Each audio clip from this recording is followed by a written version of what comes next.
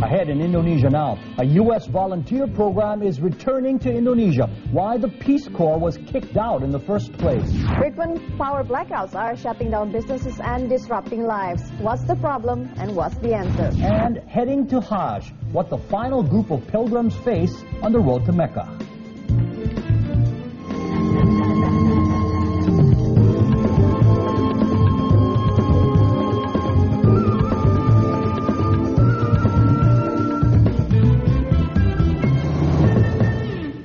Selamat berjumpa. Welcome to Indonesia Now from Jakarta. I'm Frida Lidwina. Hello, I'm Dalton Tanonaka. Thank you very much for joining us. The report of the independent team looking into the corruption case against two anti-corruption officers is now in the hands of the president. Susilo Bambang Yudhoyono is expected to respond on Monday. Anti-Corruption Commission deputies Chandra Hamza and Bibit Samatrianto are accused of extortion and bribery. But the report released Tuesday says police and prosecutors have insufficient evidence. It recommends the case be dropped and that there be house cleaning at the police agency and Attorney General's office. Critics say the case against the agency chiefs is the latest example of a rotten judicial system. Another group of migrants trying to get to Australia was stopped in Indonesian territory. Authorities detained 41 people from Afghanistan in a raid in West Java's Banten district Monday. They were apparently preparing for a sea journey to Australia after an overland trip from North Sumatra.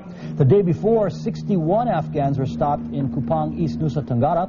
And all this comes more than a month after 260 Sri Lankans were detained in a similar story of seeking asylum in Australia. The situation has raised a diplomatic conflict of who will allow the migrants to settle in their country.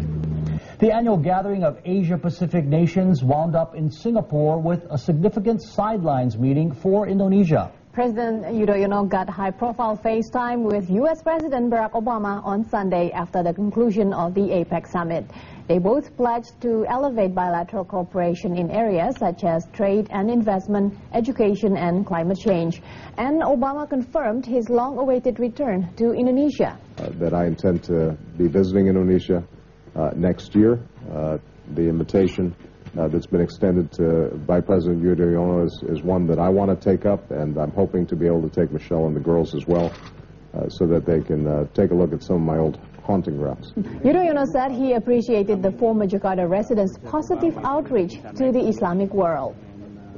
Now, one definite outcome of the bilateral meeting was the confirmation of Indonesia's reopened door to a U.S. program. Indonesia Now's Yos Kusuma has the details of the return of the Peace Corps. The Peace Corps is a volunteer service program created by President John F. Kennedy in 1961. Participants live and work primarily in developing countries, offering their skills in education, health, agriculture, and other fields. Presently, 7,500 volunteers are overseas in 75 countries.